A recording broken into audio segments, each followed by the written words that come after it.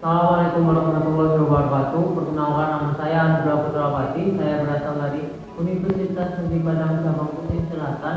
NIM saya ialah 22346029. Di sini saya akan membahas yang pertama, pengertian manajemen. Yang kedua, fungsi-fungsi manajemen. Yang ketiga, manajemen pengelolaan usaha. Menurut KBBI, manajemen adalah penggunaan sumber daya efektif untuk mencapai sasaran. Selain itu, arti lain dari manajemen adalah pemimpin yang bertanggung jawab atas jalannya perusahaan atau sebuah organisasi. Istilah lain dari manajemen adalah pengelolaan, pengaturan, pengendalian, atau kontrol. Bisa juga diartikan bahwa manajemen adalah orang-orang yang bertanggung jawab atas organisasi, bisnis, maupun kerjasama yang terikat. Sementara itu, manajemen adalah sebuah cara atau tujuan yang dapat dicapai secara teratur, terarah, serta manajemen adalah hal yang diperlukan dalam segala aspek kehidupan, baik itu manajemen untuk kegiatan individu maupun kelompok, agar kehidupan bisa teratur dan terarah.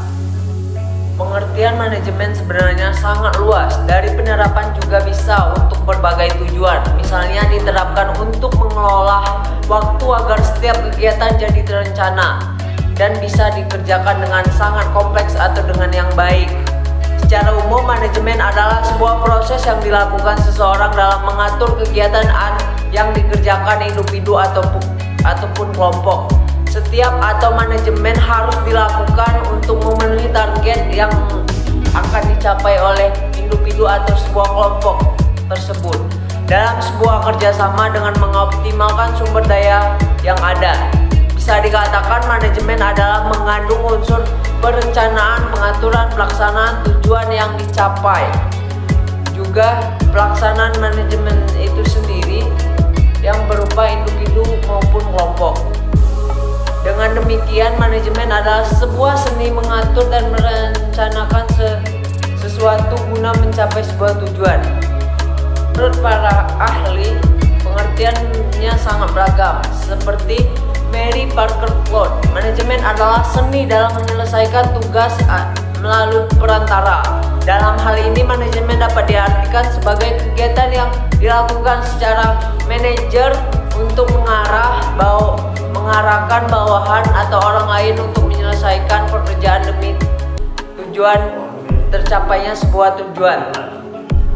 Beralih ke George Robert Terry yang mengartikan manajemen adalah sebagai proses khas dari beberapa tindakan seperti perencanaan, pengorganisasian, penggerakan, dan pengawasan. Seluruh tindakan tersebut bertujuan mencapai target dengan memanfaatkan semua sumber daya yang tersedia. Menurut Ricky Griffin, manajemen adalah proses perencanaan, organisasi, koordinasi, dan kontrol pada sumber daya agar tujuan tercapai secara efektif dan efisiensi. Efektif di sini maksudnya tujuan mencapai sesuai rencana, dan efisiensi berarti bahwa manajemen dilakukan secara cermat, terorganisasi, dan tepat waktu. Berbeda dengan halnya Lawrence Epley mengartikan manajemen sebagai keahlian dengan mengakibatkan orang lain agar bersedia melakukan sesuatu. Tak harus seseorang keahlian manajemen juga dapat dimiliki oleh organisasi maupun kelompok.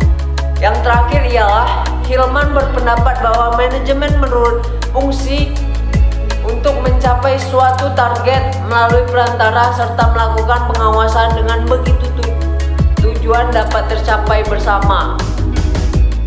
Fungsi manajemen. Karena manajemen adalah sebuah seni untuk mencapai tujuan, sudah dapat dipastikan di dalamnya ada beberapa tahapan yang harus dilakukan untuk memperoleh target tertentu.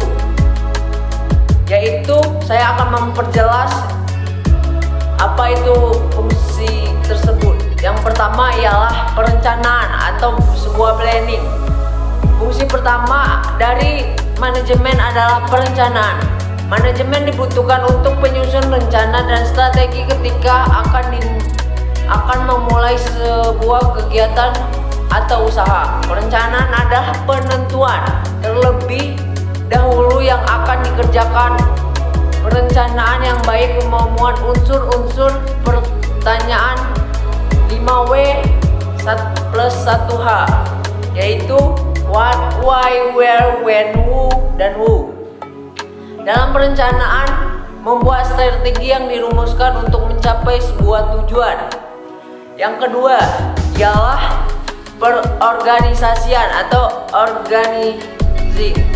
Perorganisasian adalah sebuah fungsi dari manajemen yang tujuannya membagi-bagi tugas sesuai kemampuan yang dimiliki. Fungsi manajemen ini diperlukan untuk mengatur sebuah kelompok atau organisasi di mana organisasi atau perusahaan tersebut ada tugas yang dibagikan sesuai dengan jabatan masing-masing. Misalnya, tugas direktur, manajer, staf, anggota pastinya berbeda sesuai dengan bidangnya masing-masing. Mereka juga harus bertanggung jawab terhadap tugas yang diberikan. Yang ketiga ialah pengarahan atau menggerak, yaitu accounting. Pengarahan dibutuhkan setelah tugas-tugas dibagi pada individu atau kelompok sesuai dengan bidangnya masing-masing. Pengarahan dibutuhkan agar tujuan bisa dicapai dengan baik dan minimalkan resiko terhambatnya sebuah rencana. Accounting bisa dilakukan dengan cara membimbing, konsultasi terkait tugas, pemberian motivasi. Yang keempat ialah pengawasan dan evaluasi. Controlling. Evaluasi melakukan fungsi manajemen untuk menilai hasil kerja yang dilakukan. Evaluasi dibutuhkan untuk mengontrol kemajuan dari rencana yang telah dicanangkan.